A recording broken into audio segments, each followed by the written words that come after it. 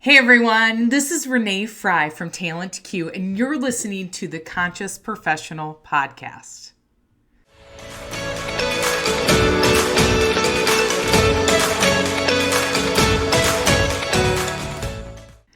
More people than ever want to be happy in their career and personal life, but they're going about it all wrong. I'm here to set the record straight and emphasize the importance of prioritizing your mindset. I am thrilled you're here.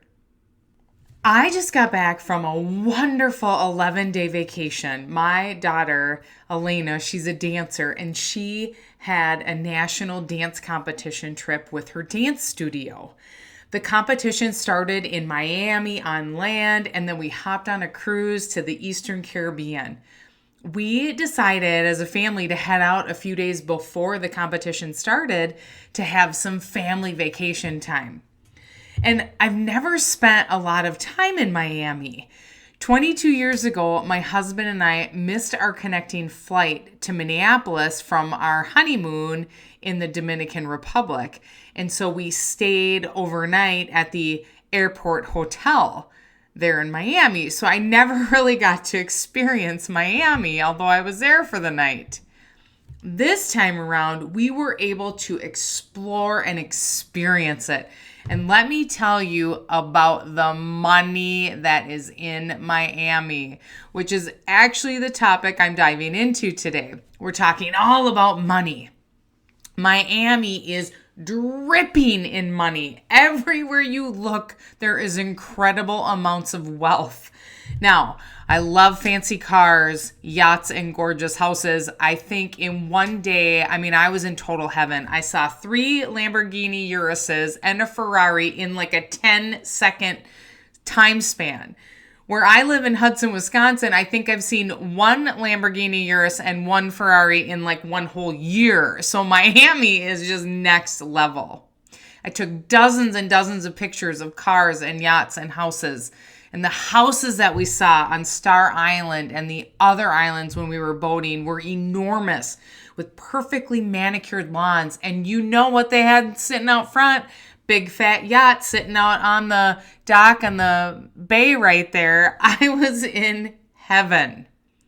I love fancy cars. I love mega yachts and beautiful mansions. You know why? Because I love money. I was in total heaven. Gobs of wealth surrounding me, oozing everywhere you looked. I want you to feel your emotional reaction in your body when I say a word, okay? Are you ready? The word is money. What was your reaction when I said the word money? Some people love it. Some people hate it. Some people are scared of it. Some people don't know what to do with it. Some people avoid it. Some people don't think they're worthy of an abundance of it. Some people think you have to work extremely hard and grind to earn money. Some people think it's not meant for them. Some people feel nervous around it. Some hoard it and don't spend any of it. And all of these are beliefs that people have around money. You know, I'm a mindset person. I'm all about mindset. This whole life we live in is mindset. We live in a completely mental world. What you believe is what your life becomes. So I want to help everyone change their perspective a little bit about money because I've read a dozen or more books on this topic. Some of them I liked, some of them I loved, some of them I didn't like so much. But I did take some great knowledge from all those books, and I'll list some of them out for you because I was on this quest way back in the day. When I was in college, actually, let me back up a little bit further than that. Growing up, like as an elementary schooler, I didn't learn shit about money. My parents didn't talk to me about money at all. But boy, did I hear them arguing about money all the time. My dad owned several businesses, so when businesses was going good, we had lots of money. And when business wasn't going good, we didn't have a lot of money. So at my house growing up, we were on the money roller coaster ride. Sometimes there was plenty and other times there was nothing, right? We'd vacation in Mexico. Other times we weren't going on vacation at all. Total roller coaster. Growing up, I watched my mom spend money like water. She spent money she didn't have. She'd rack up the charges on the credit cards. She would take us kids shopping on the weekends, which I totally think now, looking back, I think she did this to avoid my dad. So she'd take us so we wouldn't have to be in the house.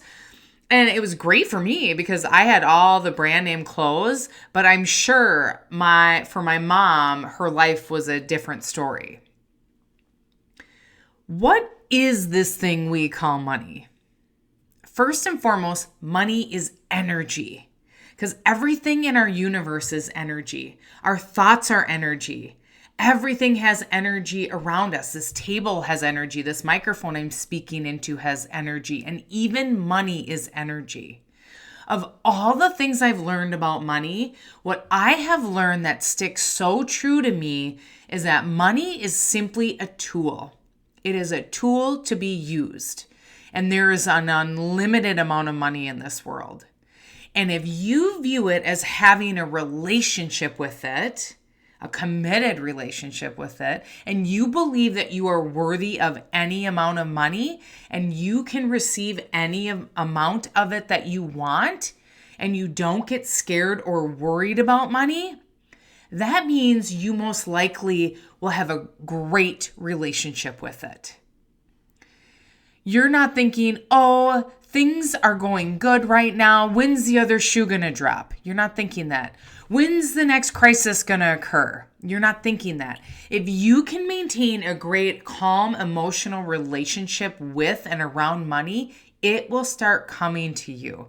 It will start flowing to you in avalanches. And I'm sure if you work at a job and you get paid a salary right now today, you're thinking, Renee, there's no way I can make more money. I can't just go ask for a raise. Well, contrary to what you believe, you actually could go ask for a raise. However, I get what you're thinking. Those of you that are in a job, and if you're only seeing your salary as a way to earn money, then you got these blinders on you, and you are only believing that the way you can earn money is through your job. Well, then that's the only way you're ever going to earn money. I guarantee you there are people sitting in the cubicle next to you, or there are people at your company that you interact with every single day that are earning money through different assets. For example, I guarantee there are coworkers of yours who have purchased properties and they're renting them out as Airbnbs, and they're earning income from these properties. I guarantee there are people that you work with that are trading stocks on the stock market, and they're earning additional income that way too. Money can flow to you in numerous ways. There are so many ways to receive money. Now, I like to say receive money because that's what you're doing. You're receiving money. None of us are making money. Those of you that are earning that salary, you are trading your time and your talents for your paycheck. So you aren't making money, you're receiving money. And you know me, I'm all about mindset and the little things and all the thoughts that we have. So how we think about money is where I really, really want to dive deep here. Because if you only believe your job is the only way you make money, you got to change your mindset. You got to squash that false belief and take those damn blinders off and expand your horizons a little bit. So many people live with a scarcity money mindset, and it drives me flippin' crazy. They look at things at a store that they want to purchase, and then they look at the price tag and they're like, oh, I can't afford this. This belief is such a limiting way to approach something that you want to purchase. What I like to do is if I look at something, say there's a coffee mug in the store, and I'm in love with it. I'm like, oh my gosh, this is the greatest coffee mug I've ever seen in my life. It's my favorite color. It's bright cobalt blue. There's a sun on it. I love the sun. It's got a great saying on it that I love. I love this mug. I want it. And then I pick up that coffee mug off the shelf. I flip it over and I see the tag says $100. Now, if you know me, you know I just buy the damn coffee mug because I'm in love with it. Some of you would put it right back down and say, I can't afford it. I hate this phrase. I can't afford it. I hate it. I want to challenge you. The next time you think or say, I can't afford it, okay? Most of the time, it's a complete knee-jerk reaction. I can't afford that. I actually recommend this to every single person listening. I challenge you to abolish that phrase, delete that phrase from your vocabulary entirely. I would challenge you to never, ever say again, I can't afford it. And let me tell you why. If you're giving negative energy to something and you're saying to something that you actually want, that you picked up off the shelf, I can't have that. It's not meant for me. I'm not worthy of it. And what that does, it's going to cut off the flow of money that's headed your way. So instead, the best question to ask is, how can I make it possible to afford it? That's very different. But if you're still the person who's resistant, you're feeling resistance in your body on spending $100 on a coffee mug, then you got to dig deeper, my friends. We got to go deeper because there's something lurking under this belief. Maybe you don't feel like you're worthy of a $100 coffee mug. Some of you might think it's a waste because you could spend $100 on something else. Now, if you're shopping with me and we're still at the $100 blue coffee mug and you're like, oh, I kind of like that. That's a cool coffee mug. And you pick it up and you see it's $100 and you're like, I wouldn't spend $100 on this coffee mug. That's totally cool too. But I don't want you to say you can't afford it. What I want you to say is, I don't see the value. You might be the person that doesn't see the value in a $100 coffee mug, and I might see the value because that coffee mug is going to make me smile when I am pouring my Starbucks coffee in it in the morning. So there's two different ways to look at things. I just don't want people to fall into the trap of saying, I can't afford it. I want you to rather say, you don't see the value in it. Minor but huge change in your mindset. One thing that I learned about making purchases, and this is the best advice I've ever gotten, and this is from Catherine Zinkina. She is the manifestation babe. Maybe you've heard of her. She has an incredible podcast, is an incredible person. I actually don't know her personally, but one day I think I'll meet her. She taught me a technique to use when making purchases, how to future pace when thinking about buying something. And what I mean by future pace your purchase is, if you're sitting in a store, if you're standing in a store and you're looking at the blue coffee mug and you look at it and you said, it's $100, and you're like, yeah, I want this. Then what you need to ask yourself is, would this coffee mug still bring me joy a year from today? Am I still going to be smiling every time I take out this blue coffee mug out of my cabinet and pour my Starbucks in it every morning? A year from today, is it going to bring me joy, or is it going to be in the back of the shelf with the other 20 coffee mugs that I purchased, just taking up space? If you can do that quickly when you're at a store, you use the future pacing technique. So think out 1 year from today. Will this thing that I'm about to buy bring me joy after having it for a year? Or is it just going to be taking up space?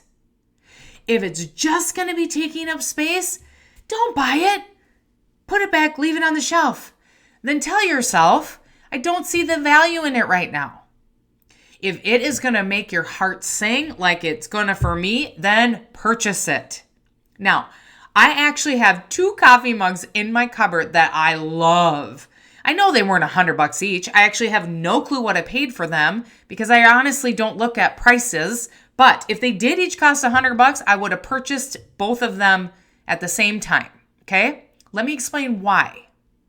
One of the coffee mugs is from when I surprised my husband, Dustin, for our wedding anniversary and took him to New York back in 2017. One of the shows we saw on Broadway was Chicago. The show was incredible. It's one of our favorites. After the show was over, I was fortunate enough to have a meet and greet with some of the actors. And they signed posters for me, and I have pictures with them. It was a night I will never forget.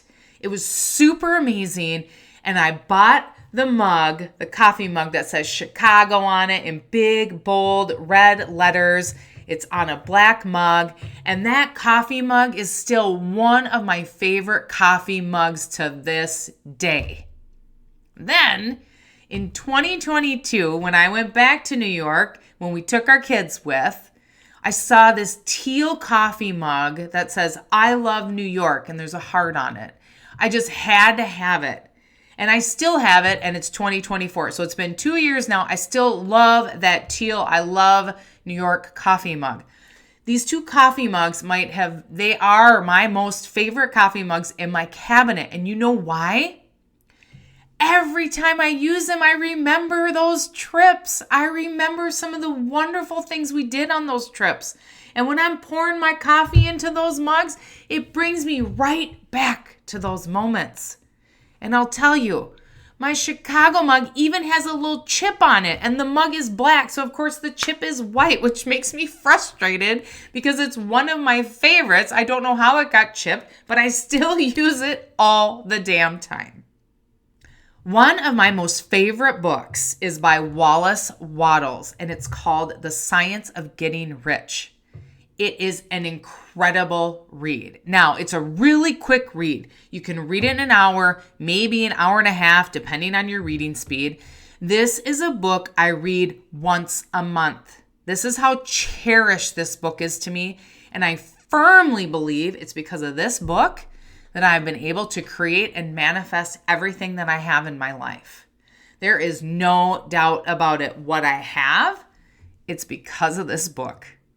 Now, I've also read Napoleon Hill's, just like I told you, I've read well over a dozen books about money. I read Napoleon Hill's Think and Grow Rich, which is equally a great book, but that sucker is massive. And Wallace Wattles wrote his in 1910, so a couple decades before The Science of Getting Rich was written. And it's basically, in my opinion, The Science of Getting Rich is the pared down to the bare bones of what you need to know. And it doesn't have any of the stories about the rich tycoons in there that Napoleon Hill does. The Science of Getting Rich may help you see money in a different perspective and help you make the realization that everyone can have an abundance of money. That anyone can have an abundance of money. Anyone can become a millionaire. Now, again, I know you might be thinking, Renee, you're full of shit. You're crazy. That's not true. How can homeless people be millionaires? Let me tell you, they can. But they're going to have to change their mindset and take massive action. And there's some homeless people that's the lifestyle they choose to live. I don't know if you've read the book. I've read the book Glass Castle by Jeanette Walls. It's actually a memoir of her life growing up. And in the book, although her mom gets a huge sum of money, I want to say it's over $1 million, after her grandma dies, her parents still live the homeless lifestyle. That's craziness, right? Well, some people can't escape their poverty mindsets, unfortunately. I'll share my money mindset with all of you and what I believe. I believe there is always enough money to go around. I don't ever worry about money. Now, that took me years and years to master. It just doesn't happen overnight. When I'm buying something, I never let price be an issue. I use the future pacing technique to determine if I'm going to buy it. I spend money freely knowing it's going to come back to me tenfold. This type of abundance mindset is how I operate, and it has served me so very well. Most people have 4 different types of relationships with money, and it falls into 4 categories. First is the survival category. These individuals live paycheck to paycheck. Don't keep a lot of money in the bank. You're just getting by. Then we've got the hoarding category. These are the ones that hold on to all their money so damn tight. You're always cutting coupons, always looking for the best deal. You're strategizing on how to find ways to cut costs and save more money. Next is the comfortable category. You don't have a fixation on money. You know that money's a tool, that money allows for luxuries and makes your life more convenient. You know it allows your life to be more comfortable. And the last category is the abundant one. You're always thinking there's more than enough.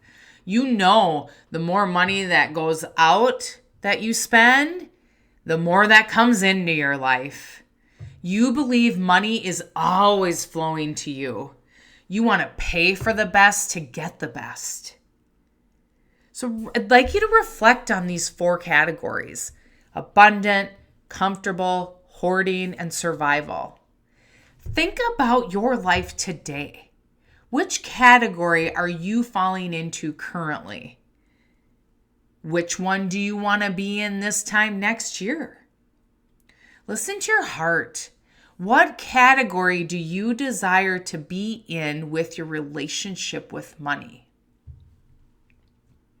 Will you join me on the challenge I proposed? Earlier, I proposed to you about not saying I can't afford it.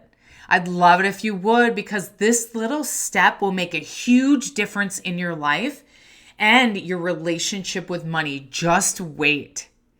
There is so much to unpack on the topic of money that I'm going to continue on with it next week. So I want you to challenge yourself with the proposal that I've made for you and come back next week, and we'll take your money mindset to an even deeper level. So the key points from today's episode are: cultivating a positive mindset around money means viewing it as energy and a tool that flows freely to you. Reflecting on the relationship you have with money will allow you to strive for a more abundant mindset around it. Challenge yourself to view your purchases as the value they will bring to you instead of merely the price tag. Thanks so much for listening, everyone. Share this episode with someone you love and go make one change to be better than you were yesterday. Live your life with intention. I believe in you. I'm on a mission to help as many people as possible. So if you would, please hit the follow button so we can grow our community of conscious professionals. Whether you're listening on Spotify or Apple Podcasts, you can find the button at the top of the page. See you next week. Cheers, everyone.